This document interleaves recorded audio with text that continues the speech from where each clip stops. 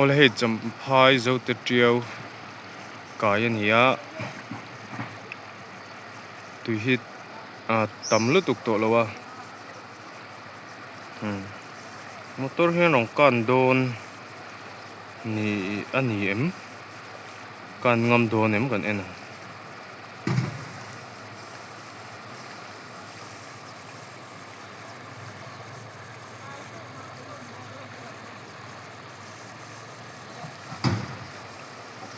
ruah hi sur lo deuh chuanin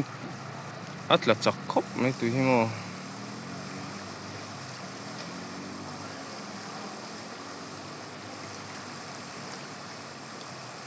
ni lam hi Burma truck